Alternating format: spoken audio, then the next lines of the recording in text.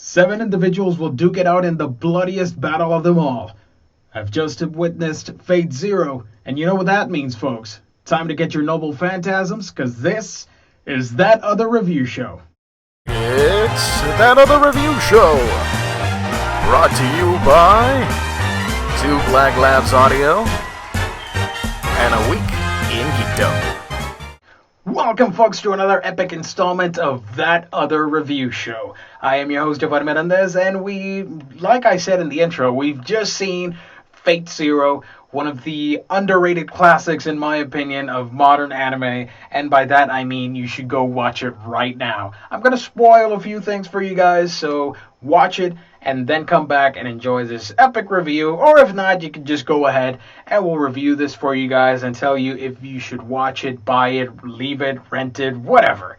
You know how it works, folks, with those other review shows, but that's them. This right here is That Other Review Show, folks. Now, Fate Zero, the fourth battle for the infamous Holy Grail. 7 individuals were summoned to fight in this amazing, heroic battle, which of course is made up of masters and servants, and by that I mean that the masters are all endowed with magical abilities of their own. Some aren't, others are, in the case of casters and sabers masters. But all of them were summoned to the tournament, which is held in Japan, in Fuyuki City. And they were summoned to fight for the ability to obtain this otherworldly item, basically, with all its history, and get their one deep desire, their one epic wish granted with this sacred artifact. Now, the servants are 7 heroic or not so heroic spirits, legendary action heroes, will fight once again for the honor of their type class, if you will. Of course, we've got your saber, rider, archer, lancer, caster, assassin, and of course, fight it out for their shot at the Holy Grail itself. Because not only do the masters have a agenda with it, of course, these servants have one as well. The characters are all extremely interesting. I fell in love with a whole bunch of them. I thought they were amazing. The main character of this is, of course, Kiritsugu Emiya. This character is an enigma right from the get-go, folks. At first, I was not sympathizing enough with the character. I liked that he summoned Saber, but other than that, it took a little while, and when they finally started explaining his origin and the motivations that he seeked to win this event, then it became clear to me that yes, this is a character that's worthy to lead this series, in my opinion. Of course, Kiritsugu Emiya is the father of Shiro Emiya, the protagonist of Fate Stay Night. Compared to Fate Stay Night, though, this series is a lot more action-oriented. The first series, unfortunately, suffered a little bit from dragging on a little bit too much. Those first 12 episodes, while perfectly awesome, were a little bit too slow. And I know some people complained about it. I was not a huge fan of its pacing issues, but Fate Zero, right from the get-go, it's an all-out brawl. I loved it. It had its moments of clarity where you took a breather and started to analyze the world around these characters and the battle they're holding. This, of course, is the 4th Grail War for these characters, and yes, some of them have returned from the original series. This being a prequel, though, you sort of, well, at least for a few of them, you know how they end up in the original series, which, spoilers, some of them are going to die, others are going to survive. So if you've not seen Fate Stay Night, I suggest once again go watch that and then watch Fate Zero. But if you're going to stick around and watch it, my recommendation is just take it slow and let it all sink in, because unlike the first series where everything was explained in detail with its pacing, this one assumes you know all these things and just glances them over. And it's not until later episodes where, in my opinion, they start, explaining things to the viewer little by little. concepts such as the Magus Association and Noble Phantasms and all the sacred items and mentions and the identities of the heroes, which was pretty amazing in and of itself. I was going to spoil you guys on what I thought about the identities and such, but I figure, and correct me if I'm wrong, that's one of the cooler aspects of the show. These are seven spirits of legend that you will probably know, or you should know, because they're legendary. And part of the fun for me was actually figuring out who they were, and when they finally reveal it, you're like, ah! That's actually pretty cool. You got me right there. It happened in the first series with Lancer, and actually this Lancer again confused me a little bit. I thought it was somebody else, but then they revealed it was another character, which, yeah. Like I mentioned, the type classes, my favorite classes, of course, Archer, Rider, and Saber. Saber is one of my favorite leading ladies in anime. I love her character, and her real identity was a blast. Just like in the original series, folks, I think it was a clever twist. I really appreciated the fact that they went there, and it makes sense that somehow maybe that happened, with things as they were way back when, several thousand years ago. But yeah, one of my other favorite characters is the infamous Archer, whereas in Fate Stay Night it was a completely different character, which was involved with the Unlimited Blade Works. This Archer is one of my favorite there are characters. I don't want to give anything away, but it's one of my favorite characters. I just love his identity. His look, to me, just is a badass. It's the epitome of coolness, in my opinion. His Noble Phantasm was amazing. And yeah, basically, and yeah, I guess I could explain to you guys the Noble Phantasm. Each hero has his or her signature weapon or artifact and such that gets brought over when they are summoned to fight the Grail War. And the Noble Phantasms usually remain a mystery unless the hero wants to reveal it.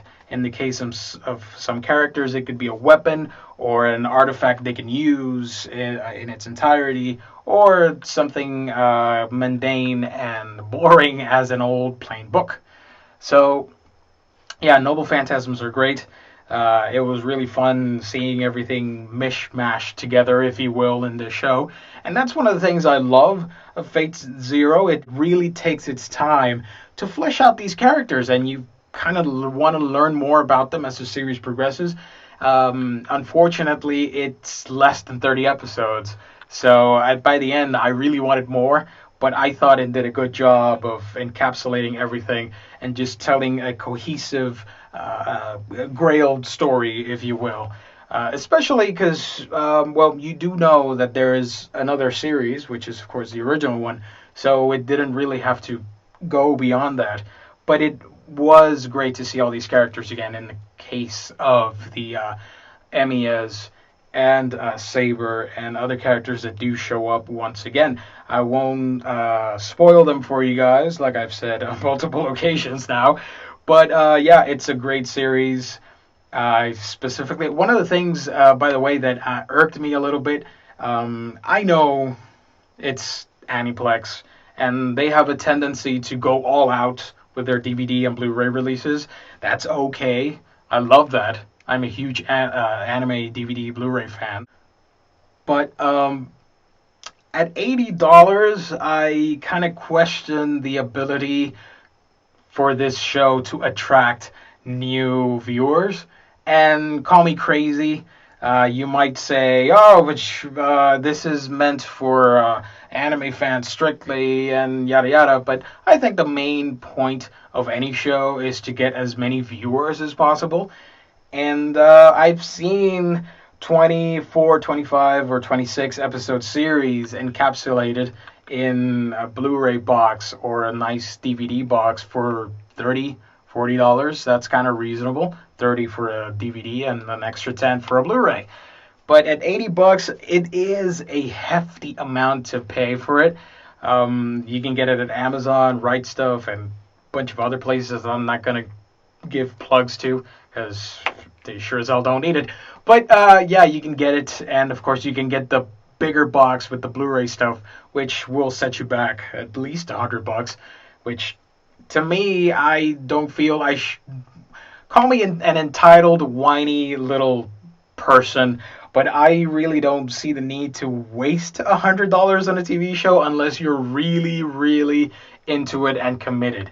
Of course, there are other alternatives. You can log into Neon Alley and stream it and watch it. It was recently a paid subscription. Now, if I'm not mistaken, it's going to be a free service, which, of course, it's great for new fans. You can go in on Neon Alley and check it out and judge for yourselves on Fate Zero. But yeah, it's a fun show. I really appreciate it. The art, Type Moon, take it or leave it. A lot of people like it. I'm on a little fence about it. I love it, but it's not my favorite art style. I have other companies that I prefer doing animation. That's just me. But still, it's a great looking series. The Blu-ray, I'm sure it looks fantastic. I haven't seen it on Blu-ray quality, on high definition, but I'm sure it looks amazing. The Unfortunately, the score, the music for it, it's a little it's okay, folks. There's nothing to write home about. The opening and closing themes are usually a tradition among anime fans. We either like them or hate them. The visuals are amazing on the opening and endings, but I wasn't really a big fan of the songs that were used. So yeah, there's that. Now, one of the main themes in Fate Zero that I thought was worth sharing, of course, is the struggle with Kiritsugu Emiya and Kotomine. Kotomine, of course, one of the dare I say, one of the main antagonists, at least for Emiya. His views on the world is stems from a very cynical place, and I could go into detail after you've seen this review. If you guys want me to explore more in depth the world of Fate Zero, I can do that for you guys. Just type in below and let me know. But yeah, Kiritsugu comes from a world where he was forced to grow up really fast, like extremely fast, if you've seen his origin story, if you will. And yeah, Emiya has a philosophy that he wants to win this Grail War for basically world peace and to end such needless conflicts and war and struggles in life. And that would be an awesome, perfect world.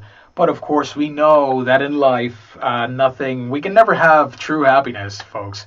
And yeah, you figure out that some of the claims that the war is showing off, I guess, is not as it seems. And you learn that late into the series. But I was able, like I mentioned, I was able to empathize with the character.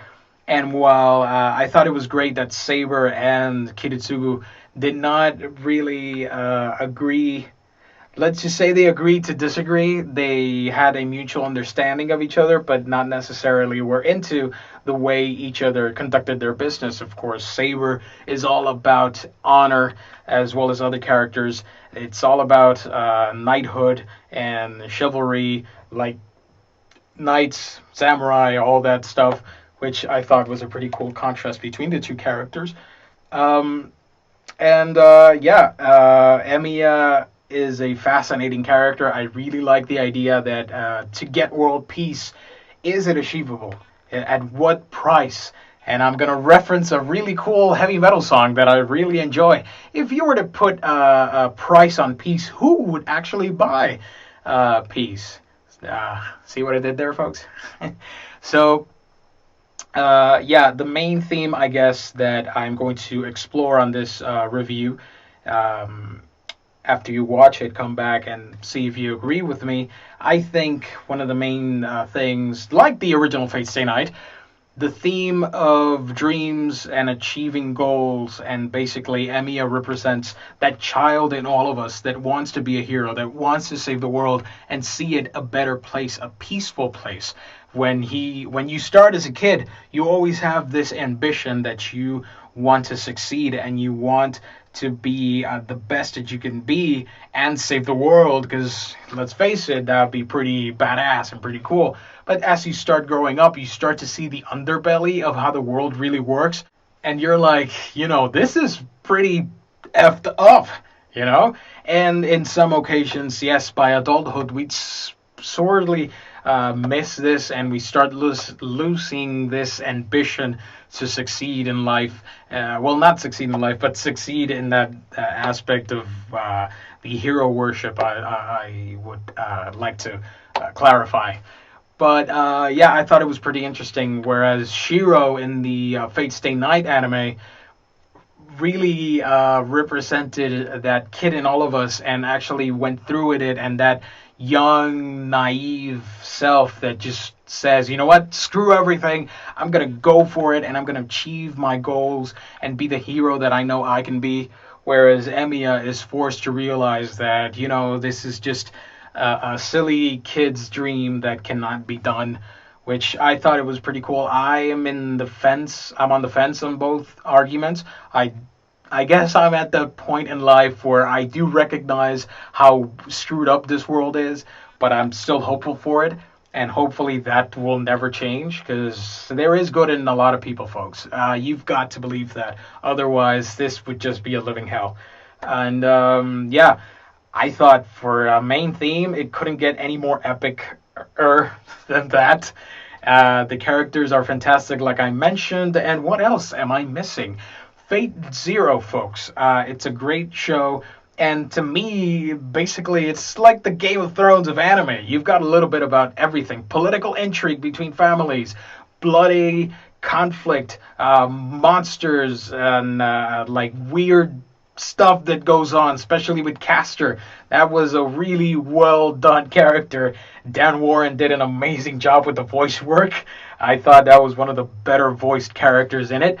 I did miss the old voice cast, and by that I mean Carrie Walgren did a fantastic job. She was a great Saber, but sorry, to me, like, I fell in love with Kate Higgins in the old show, so I was missing that a little bit. But Carrie is just as good, in my opinion. Everybody just did a fantastic job. It's one of the best voice casts I've seen in an anime in a long time. It's basically why I love voiceover, why I want to work at it someday. And I'm trying to work at it and train every single day so I can join the greats one day. So let's see how that goes. You know, this is a cool little video reference for later in my life, I suppose. I've seen some great dubs, and this is right up there as one of the best. But yeah, Fate Zero, folks. If you've got one show that you want to pick up on a blind purchase, keep in mind it's a little pricey, but you can find it in stores and digital stores and such. And yeah, I highly recommend it. At least it's a rent or a stream, because I'm not sure a lot of people rent stuff anymore other than Netflix. I am aware that there is another series, Taraxia. I want to see it. Hopefully it gets licensed and released. So let's keep our fingers crossed. And actually, the winner of the Grail Wars, in the first series, it made a heck of a lot of sense. This time around, the twist that you see and the true nature of what it means to win the Grail War, I must say that was a pretty clever twist. The origin, or the exact origin of this twist, it's a little sad that it wasn't explained in the series or Fate Stay Night, if I remember correctly. But yeah, it was pretty badass in my opinion, and they did a really good job of telling you guys that, you know, peace comes at a price, I suppose, or depending on your views. It's all such a big and beautiful world that, yeah, it just makes sense that this series would be the one to bring me back to my anime roots. Because before my love of all things superheroes and all things geeky, I was a really big fan of anime. I had the infamous Burnout a couple years ago and just kind of stopped. This was the perfect series to get me back in there. And yes, I wholeheartedly think you guys should pick it up and give it a shot. I think it's going to be worth your time. So, yeah, like I said, it's a great series, one that you should be checking out. So, yeah, Fate Zero, folks. If I were to give it a review, who cares? I mean, other shows will say a 5 out of something. That's them. This is that other review show. So if you would like to see other things reviewed, other series, I've already gotten some really cool requests about shows that I'm going to review. Things from Psycho Pass to JoJo's Bizarre Adventure to somebody suggested I should review Attack on Titan for some reason, and other older series that I want to talk a little bit about. I will be getting to them in a little bit. So as always, folks, I want to thank you for tuning in and just listening to this small little geek talk about the things he loves and reviewing something that was really dear and near to his heart. I think it's a great series, one that should not be missed by any anime fan or any action adventure, intrigue, and mystery fan out there. So, yeah, for one final time, this has been another epic installment of That Other Review Show. I've been your host, Giovanni Menendez, and I will see all of you at a later time. Remember to subscribe, or you can like and follow us on social media, or just follow us on our main website, that's aweekingeekdom.com. As you can see, it's the bunker. It's pretty cool. This is after the credits. Alexander was amazing. Gilgamesh was pretty badass as well. Those were my favorite characters. I'm sorry I couldn't say their names before, just in case some new guys were tuning in and wanted to see the show or wanted to see more about Fate Zero. Signing out, folks. Thank you, and goodbye.